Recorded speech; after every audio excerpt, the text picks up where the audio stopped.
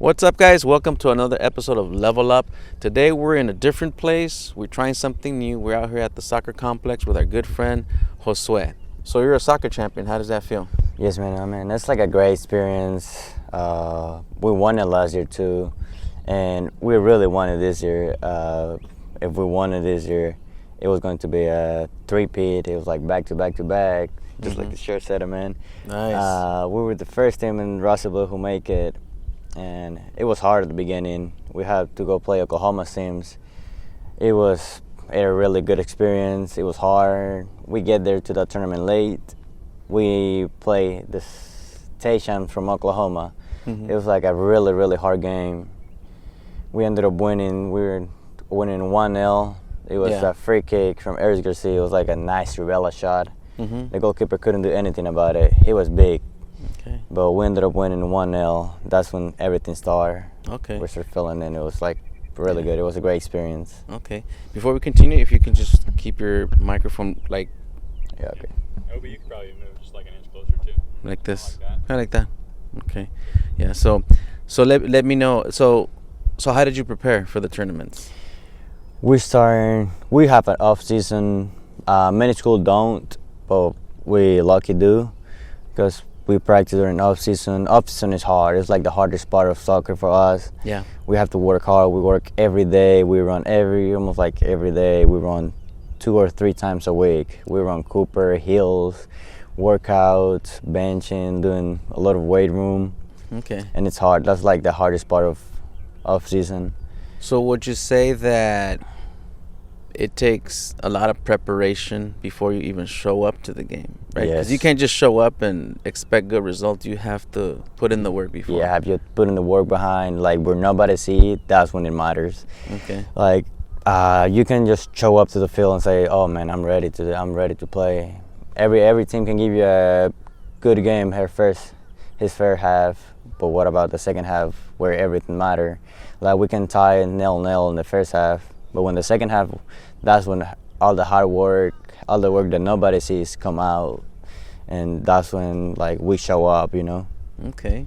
Would you like to say, hey, just a little shout out to some of your teammates, coaches? Yeah, like Coach Fuller, he's a great coach. He's a hard work ethic. Yeah. Sometimes he get mad whenever we do wrong stuff, but yeah, he had a point to say it. Like he pointed out, and we work to get better at it, and that's why we're here. And like everybody do it, every like teammate do his part. Yeah. And yeah.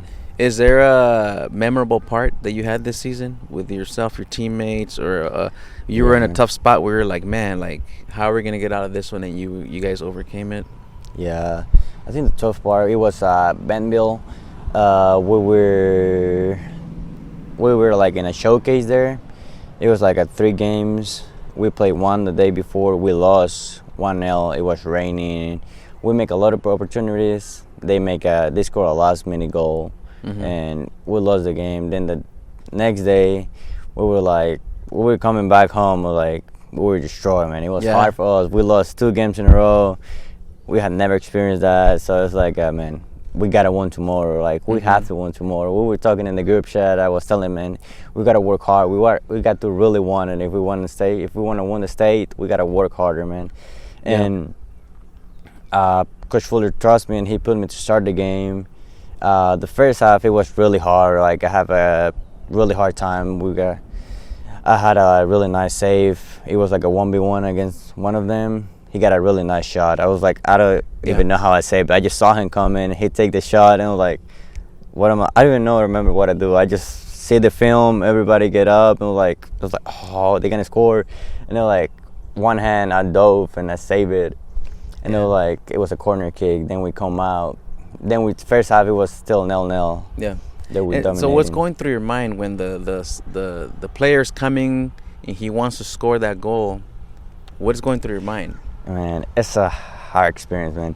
At that moment, everything you do is just basically just instinct. Okay. Yeah, you're going for it. You know where's the goal at, but you gotta know what he's gonna do. You gotta wait for him. You cannot just come out and that's it. You gotta come out, wait what he's gonna do, and at the moment that he do it, that's when you do it.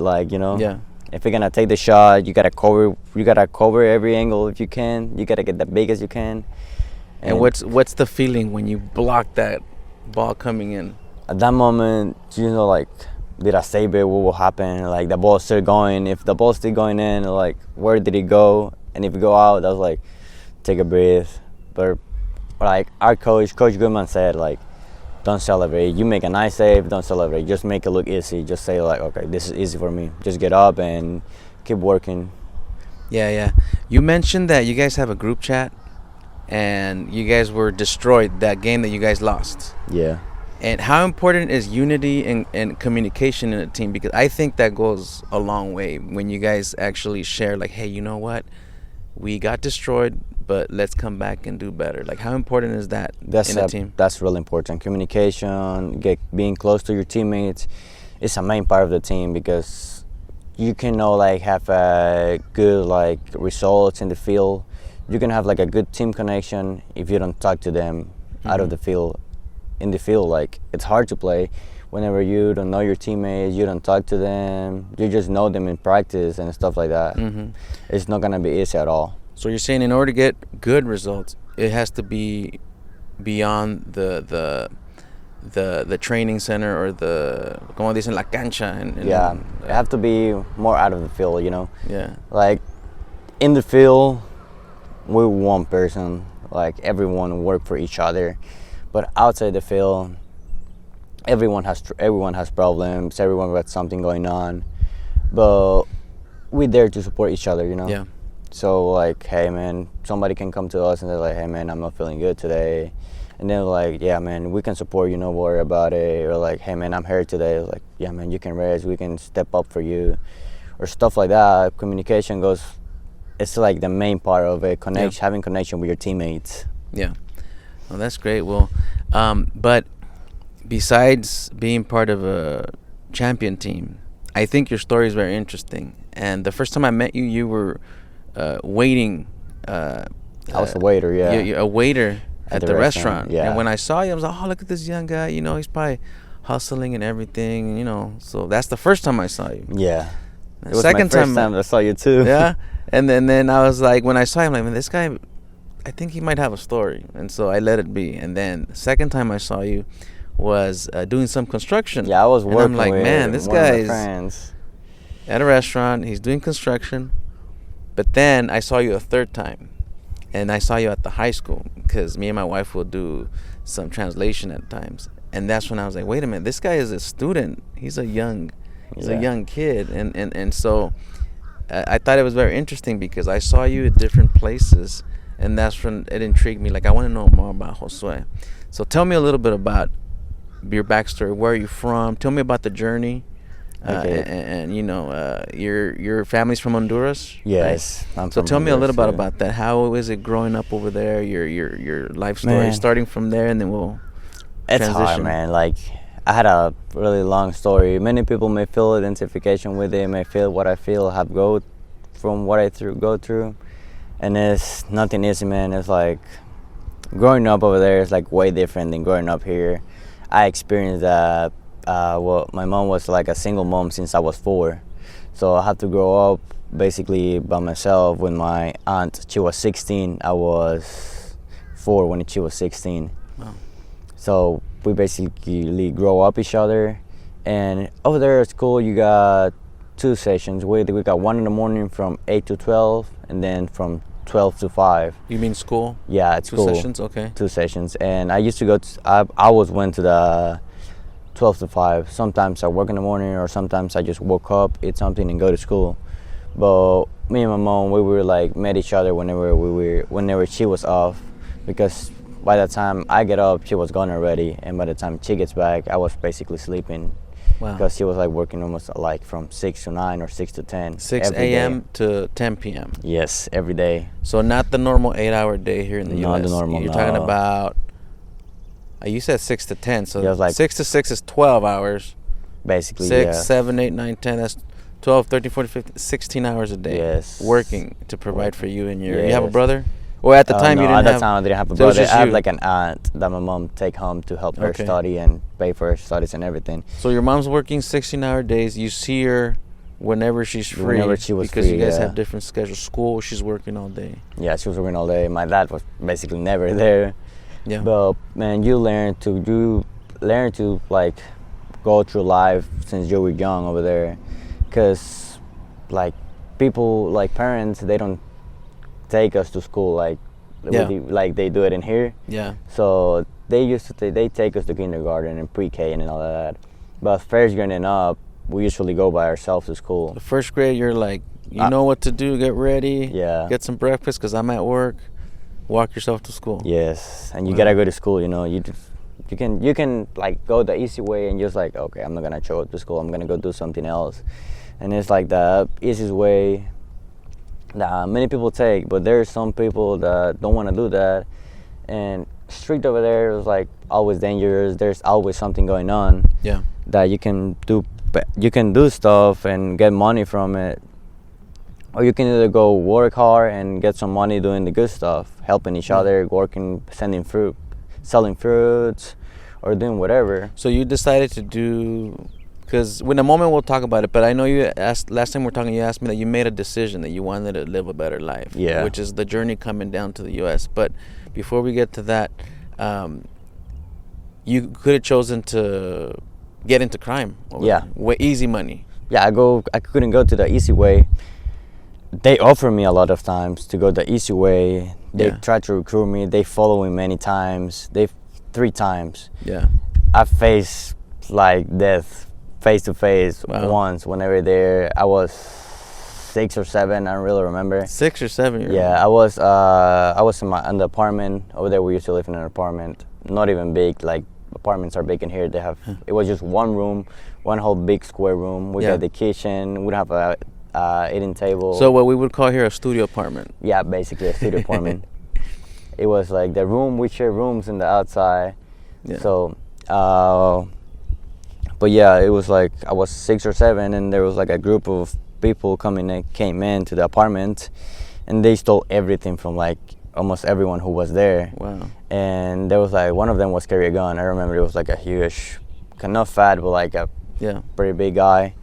And they were looking at us. We got a TV. They take our gas tank, our money. My mom has some money safe over there in case of an emergency. Yeah. And they came in. They take everything, man, everything. And they was like, stop looking at us, stop looking at us. I was like facing straight at him. I was like not scared. I was a young guy who grew up in the street. Yeah. So I was like, man, I'm gonna look at you. Like I'm not gonna remember you. Yeah. And then he was like, stop facing me. And then he take his gun out, and then he hit me with his gun and hit my head. Wow. And I was like, for some reason it didn't knock me out. I think it was adrenaline and stuff like that. So it was like I was really hyped up, and it was like he hit me, and I was like, it did hurt me though. I did cry. Yeah. And then I just went to the floor whenever he did that, and then they left. And as soon as they left, I came out and go behind them, seeing where do they going. Yeah. And I was like, I recognized the car, and I was like, man, I'm gonna find you. I'm gonna find you no matter what. I'm gonna look for you. And then you start growing up in the streets, people trying to recruit you after that. They did recognize me too. They were trying to get me. They followed me like 3 times on my way to school. I remember the time I was like walking to school. It was like 4th grade, I think it was.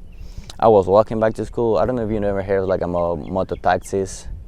It's like a motorcycle. Yeah, it's like a motorcycle. It's like a motorcycle taxi, you know. Yeah. So there was like 3 guys there. And that motorcycle, it was like, hey, they were telling me, hey, come here, man, come here. I was like, no, what do you want? I was like, hey, just come here, man. I was like, no, I'm not going there. I was like, and then they start yelling at me, like, I'm telling you to come here. I was like, I'm not going. I was like, you know, like, then I start running, they turn it on, and like, they start following me. So I jumped to like it was like a tunnel where water runs. Yeah. So I jumped into there, and like, they were not going to get there because it was like, they're not able to get there with the motorcycle. Yeah. So I get there, I run. And that took me like straight to school. So I get up whenever I was there, and then I just went in. There was like a guardian there at the like school door waiting for us. And then he's like, hey, what happened? I was like, oh, there's a group of people following me. And he closed the door, and then he was just looking. He was just looking like a little window that they have there. Wow. So and then I went to school, and then after they were waiting for me, and there was like some parents picking it up their kids. So I was looking at them. I see them, and then whenever was like the crowd there, so that's when I get in, come out, and then I walk to the mountains over there So because you can walk there because there's a lot of houses there. So I will start running to the mountains, and then I just go back down home.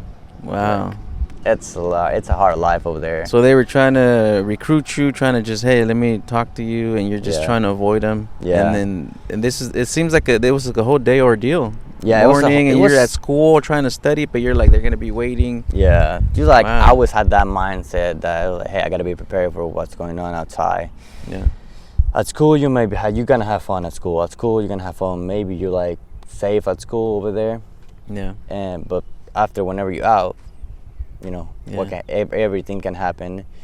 But you So, chose a good path because you said you started working since you were 7. You said 7 I or started 8? working since I was 7. And what did you do? I started selling fruit with one of my friends. His dad used to sell fruits too. I started selling bananas in a bag, bananas, apples. So we went all the way around. Over there we call it Colony. Here it will be like basically Russellville or Darnell. So we went like all the way around walking because you can walk over there. Yeah. So we're walking, selling fruits, bananas, apples, Wow. and by the end of the day, we got some money. They pay me like 50 lempiras. Is like 15 lempiras. 50 lempiras is like $2 here. $2. And so how many hours was that? Like a full day. A full day, 8 hours. Yeah. Wow, $2 for an 8-hour day walking around. But over town. there, it's like it's a lot of money for us. Yeah. And for a kid like me, like, oh, I can buy some stuff with this. I don't You're have like, to I ask got my mom $2, for it. man. Let's go. Yeah. Wow. So you're doing that for how long? And then when do you guys decide to your journey out here? I did that I sell fruits. I used to do like, some people used to call me, hey, can you go buy this for me? And they give me some money for doing that, doing favors and all that. Yeah. But yeah, I used to do it like all the time. Like Wow. all the time. I work in, what is it called? Like in a factory where make cement, blocks and all that. So I used to help I called her aunt. She's not, but I grew up with them when I was little. Put your mic more. There you go. So yeah, I grew up with them when I was little. But yeah. So yeah, my mom used to sell tortillas whenever she lost her job. So we moved houses. We live, my 3 aunts, her sons, my aunt's husband, me, and they make like a business, like a own business. They start selling tortillas over there. It's like something normal to do. Yeah. It's like the most basic thing to do. Live some money to live from there. So yeah, I used to go get some woods because over there you have to walk over there, get the woods, and then bring it back so they can start working in it, Yeah. So yeah, I used to do a lot of that stuff for anybody who asked me to do a favor. I go and do it, and they pay me. They give me some money for it. Okay. So you pretty much been kind of like a hustler, like let's get this money, taking let's work. taking opportunities. Opportunity to make some money. So, and then when did the journey of you guys coming out here to the U.S.? Okay, we start like one of my aunts make a big mistake. She started dating a guy who knows me and Sorry, right there. dating a guy who In front of your mouth. Okay, dating a guy who knows me, and he was trying to recruit one who was trying to recruit me. Yeah. So we were like, I know him. So I was trying almost all the time to avoid him, avoid them. But there was one time that he get mad. He was kind of drunk, and I get home and he started yelling stuff and all that, and we kick him out of the house. And then the next day he come back with a group of friends looking for me, saying that he was trying to recruit me and all that. If I was there, he bring like a machete and all that. And my mom was like, "You're not coming in here." It was my mom.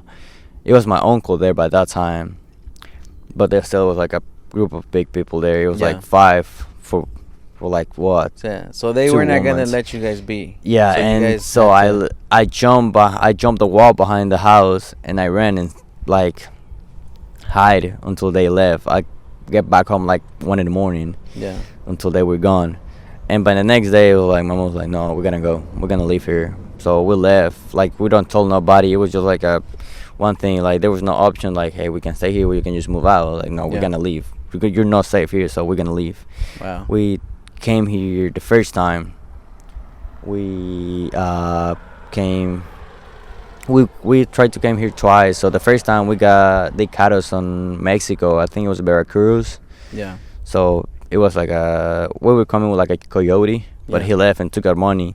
Mm. So I was eating there. We were in an apartment, like a hotel that we were renting. They Yeah. allowed us to stay there for like a month. Yeah.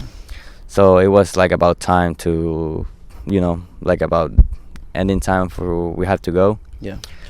So we asked friends for some money, so we got tickets so we can get a bus. So we ride a bus, and whenever we were Veracruz, then immigration came in, and they were like asking for papers and all that. We were like, we were like making like we would sleep. We're not hearing anything. So but yeah, then they start moving each other, and they asked for papers. Like no, we don't have anything. It was like and they took us down. So we got deported to Honduras again. Yeah. Whenever we got deported, it was like a civilian war. Yeah. Against the president. It was like really, really, really bad. You cannot even drive. They cut trees, throw it in the street, and they turn it in fire with tires and all that. Yeah. They not allow like military stuff and all that to go through. So we wait like a month. I think that was whenever we get back. It was like December, so we stay December there, and then by January, we left again. We come back. That time we make some papers and we like fix papers in Mexico. So we stayed there for like a year. Yeah. I wasn't able to study because you have to in Mexico you have to have papers to be able to study, not like here. Yeah. So we stayed there. I worked there. I used to sell fish there with. Wow. So you still did so your journey. You still did a year in Mexico, and you still have to work. You can't study.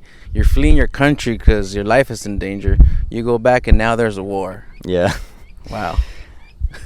I mean, yeah, I'm telling you, it's like a long story. So, but yeah, I work to be able to help my mom. By that time, my mom was pregnant for my little brother already, so she was not able to work at all.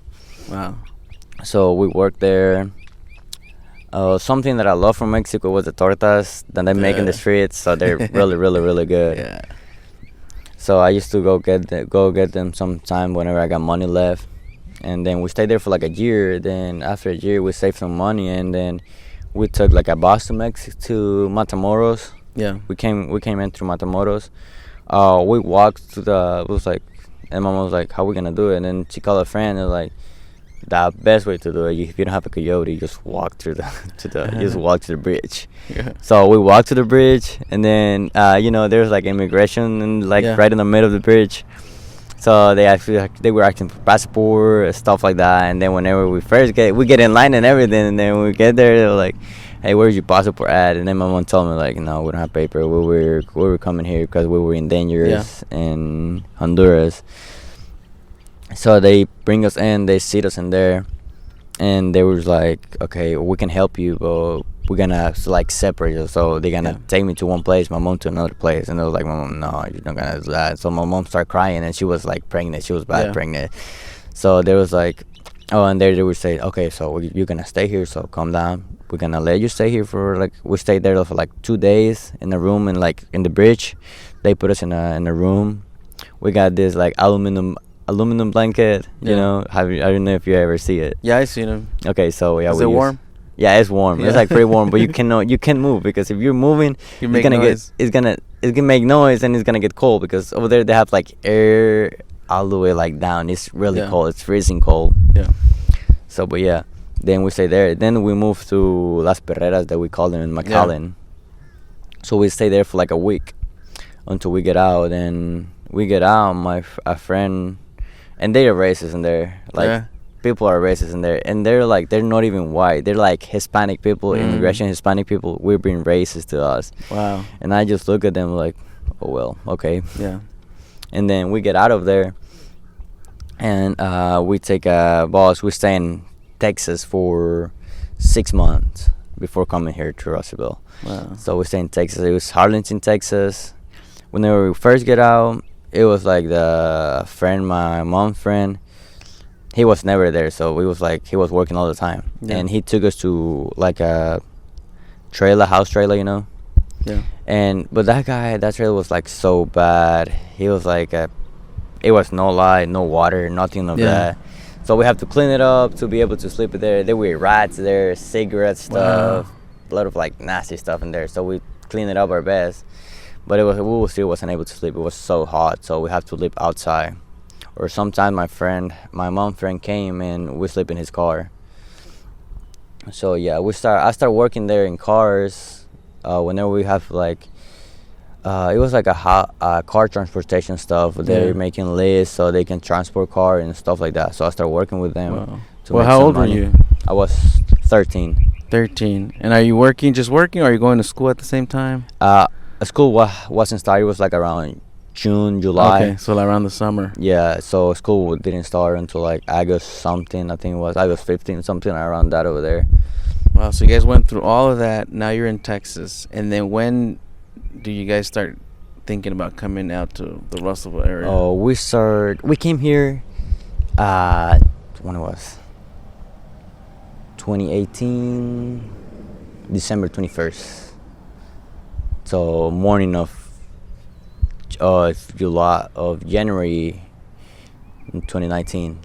Wow. So we got here 1st of January 2019. Wow. That's So how was it getting here? And was it How is is it it hard different? for you to kind of get in the routine of school and like after everything you've been through? Yeah, it was kind of hard because I used to be in the routine of going to school in the afternoon, so it was like kind of hard. I had to learn English by myself. I take English like in a year. I wasn't Yeah. the best doing it, but I was like working hard because like, hey, I have to do it. I have to learn it. I'm the only one who's Yeah. like able to learn it besides me, my mom, and my little brother. So Yeah. I have to learn it. I was working so hard for it, and still, there's people who are racist in some places. Yeah. They look at you like, okay, like they making you that weird face, and you Yeah. know what they meant by that. But it was like, okay, I'm gonna keep going. I'm gonna keep working. Yeah. I have to do it. There's no other option to me. Yeah. And what do you say to those people that might see you different or like what can you? I mean, I'm the ones that I don't have to prove anything to anybody as long as I'm happy and I'm doing what I'm doing. But Yeah. what do you have to say? I mean, to some people out there that are just like giving you that grin, that look. I mean, Like everyone goes through a different stuff. They have their own life story, and I don't think it's like fair to them just because they born here and they like from here look at you like you're different than them. We're humans, man, and everybody have their own stuff. Everybody's dealing their own fight in their like behind scenes, and like sometimes just giving a smile like that can make his day. What Yeah. about that? oh, that's great, man. Well, you have an incredible story. I'm sure we can be here for longer and everything, but what's something that you would say to someone perhaps your age looking at this, a message to them? A big message to them was like, hey, never take the easy way. If you gotta work hard for it, work hard for it. But like, there's always a light at the end of the tunnel that you can like get big opportunities from it. Like, I'm here, like I work hard for it, and I'm still working hard for it. And there's like a future, man. And dreams can become real if you work for them. So never stop dreaming. Awesome, man. Is there anything else you want to add? I think that would be all, man. So like, besides that, if you learn something from that, let me know. If you got more questions about me or you want to know something about my life, and if this inspires you, so you can holler at me or you can holler at him and he can text me, and we can get it like a one-on-one, and we can talk about each other. If you got something going on hard, or if you feel like I'm like your story, don't be afraid to like get someone and talk about it, because it's hard. I have go through, and it's not like fun to easy out to deal alone with it. So All right. Well, thank you for joining us today. Thank You're you. welcome, man. I think you're gonna go really far in life. You have a lot of things. I see it. You're disciplined. So thanks for coming out today, and thank you guys for watching today. Level up. See you guys next time. Hey everybody, thank you for listening to this episode of Level Up and Leva. Josue, you're doing a great job. You got a great story, man. Very honored to have you here on our show. And for anyone listening, if you know someone that should be interviewed, let us know down below. There's an application link. It's absolutely free. You can also visit rvtownsquare.com to see all of our videos with local people and also discover a lot of local businesses. Thanks, y'all. Appreciate it.